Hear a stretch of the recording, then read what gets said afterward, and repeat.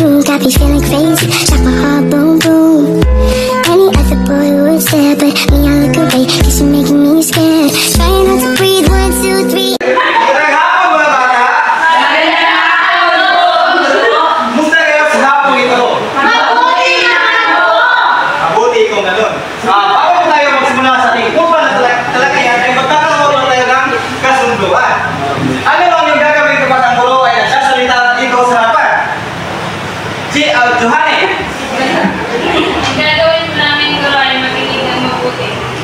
Magaling, Johanny. Bakit kailangan ninyong makinig ng mabuti?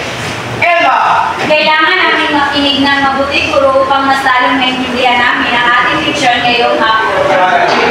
Ano naman kapag ang iyong klase ay may ginagawa sa harapan? Just remain. Kinig na ng mabuti. Kinig na ng mabuti, guro. Magaling. Bakit kailangan natin itaas ang kamay kapag gusto natin sumagot? Jamaica. Magaling, Jamaica. So, sa hapong ito mga bata, ay may mga larawan na kung ipapakita sa inyo. Ang gagawin nyo lamang ay tukuyin at obserbahan kung ano ang nasa larawan. Naintindihan mo mga bata? Magaling. Sa unang larawan mga bata, ano ang iyong nakikita? Kimi! May tama ka. Elma! Ang aking nakikita sa unang larawan ko ay isang ibon. Ibon. Teacher! May tama ka. Marigel! Uwa! Magaling! Bigyan yan sa itong bagsak si Marigel!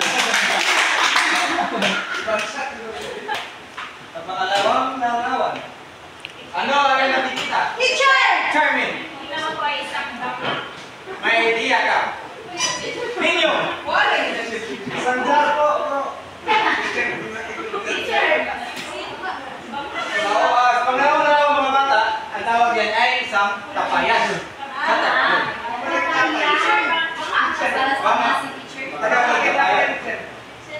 Ano ang kulay ng tapayan, mga bata? Ninyo! Kulay puti po ito. Magaling ninyo, puti ang kulay ng tapayan. So, kayo mga bata, base sa mga larawan na pinapakita ko sa inyo ay konektado sa ating talakayan sa hapong ito. Naintindihan ko mga bata? Opo! Kayo naintindihan mga bata, base sa mga larawan na ating pinapakita? Please remain. Tingin ko, teacher. May idea ako. Ipahit mo sa wakat at papayan.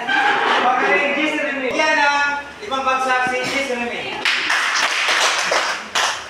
Kaya natin sa hapong ito mga bata ay tungkol sa maikling kwento. Ang uwak sa uhaw. Kaya mga bata, may video ako ipapakita sa inyo. Ang gagawin nyo lamang ay tukuyin kung ano or obserbahan kung ano ang nasa video.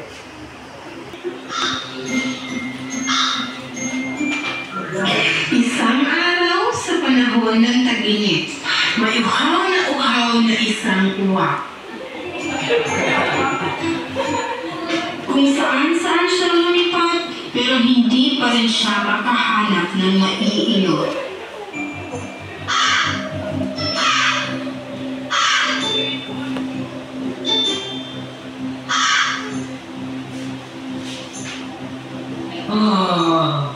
Napakainit.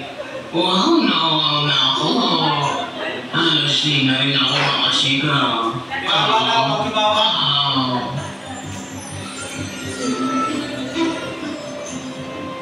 Ano yun? Sabi na, isang garapon ng tubig. Sa wakas ay nakahanap siya ng tubig at dali-daling lumipad patungo sa kinalalagyan nito. At nakita na nga niya ang isang garapon na naglalaman ng kaunting tubig. Sinubukan niyang maabot ang tubig pero nahirapan siya. Inilapit niya palalo ang sarili pero hindi pa rin niya ito maabot. Masyadong malaki ang tuka ko para makaabot ng tubig. Ay, Masyadong maliit ang garapon na ito.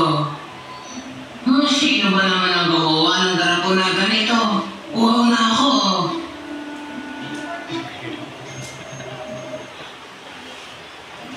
Kaya sinubukan niyang igilid ang garapon para kahit papaano ay makakuha siya ng tubig.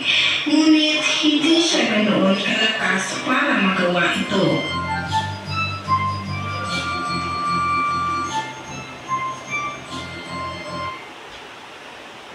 Kaya nag-isip siya muli ng paraan. Anong gagawin ko? May naisip na akong paraan.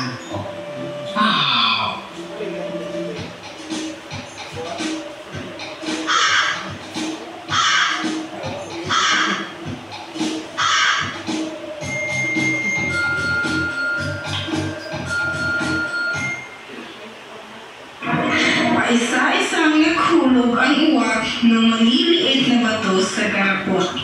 Isa,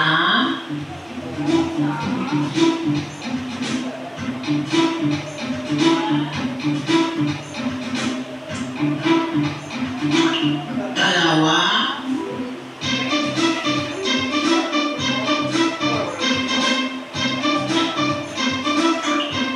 tatlo, apat,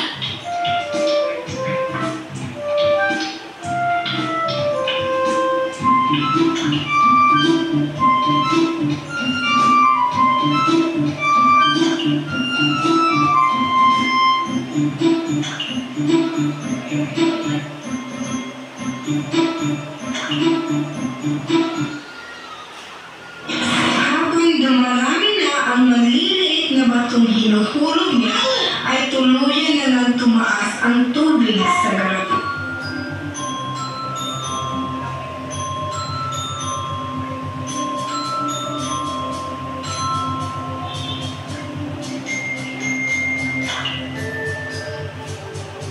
isang daan at 68.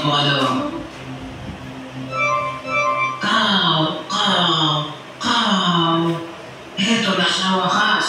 Makakainom na ako. Nang tumaas na ang tubig sa level na abot ng uwak, ay agad at magilim na niya itong ininom.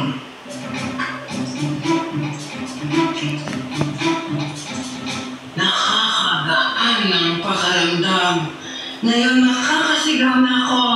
Kaw!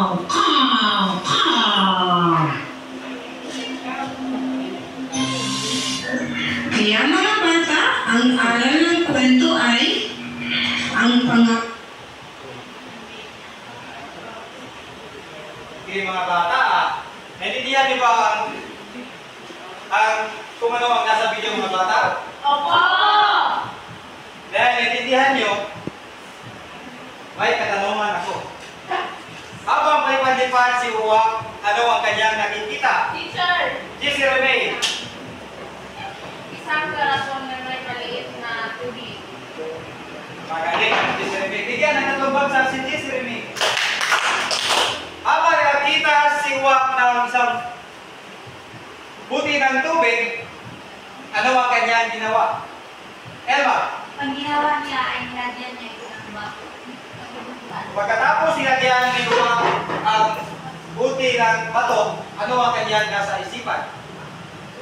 Charmaine. Nasa isip niya, makakainom na siya ng maraming tubig. Magaling, Charmaine. Pagkatapos nilagyan ni Uwak ng bato ang buti ng tubig, so hanggang sa mapuno ito, okay, nagkakainom na siya ng tubig, mga bata. Naintindihan ang mga bata? Oo! Ang maikling pinto, mga bata, ay may tatlong elemento. Una, kauhan. Pangalawa, tagpuan. Pangatlo, aral. Ngayon, mga bata, sino ang tauhan sa kwento ninyo? Ang tauhan sa kwento ko ay si Uwak. Magaling ninyo. Ano nangyari ang kwento? Elsie. Sa kagubatan. Magaling Elsie. Sa kagubatan. Ano ang aral na pulot nyo sa kwentong uwak at takbayan. Uwak, Jeremy. Ano ang alam na pulot mo sa kwento na ang uhawang na uwak? Magaling si Jeremy. Kapag may gusto, may paraan. Ngayon mga bata, pupunta naman tayo sa pangalawang aktibidad. Ang gagawin niyo lamang ay bago ang lahat, gugrupo kayo sa dalawang pangkat. Mula kay Sir Ria hanggang kay ninyo, unang pangkat at sa pamuli, pangalawang pangkat. Ito po ang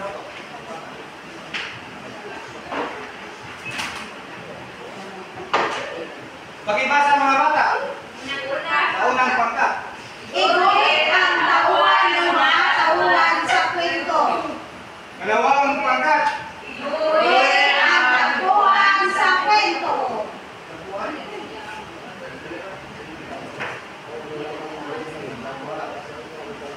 Ngayon mga bata, meron ako dito.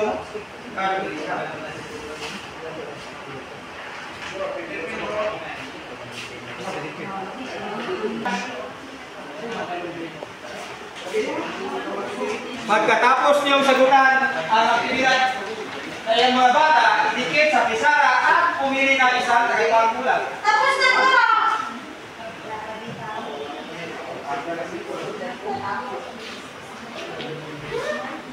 Yams, sultan na yung uling Yams. Yams, ako sa malukan.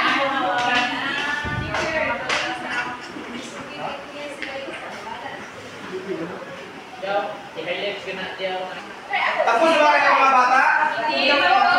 Dahil hindi pa kayo tapos, meron kayo mga 3 minuto ang magtitira.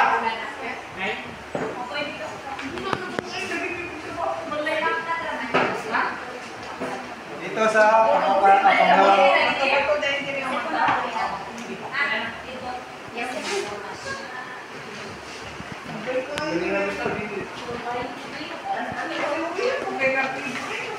Dikit sa pisara.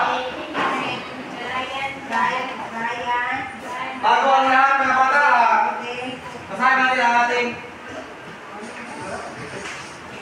rubrics. Pagkalinisan, 90%. pagkamalingay, 90%. kooperasyon, 40%. kabuuan. Sabi ko, 10%. Dikit ang inyong mga pagawa. At iulat. Pagpili kayo ng isang nagpapakulat sa inyong grupo.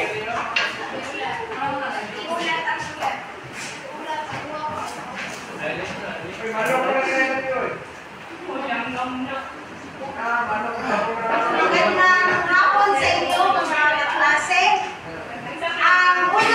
Ang aming ginawa ay iguhit ang tauhan o mga tauhan sa kwento at ang ginuhit namin kasi hindi. Wow! Ito po, siya lang mag-isa.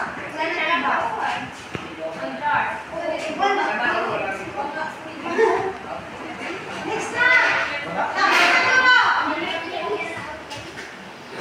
Ngayon mga bata, sa unang pangkat, kalinisan, 30%,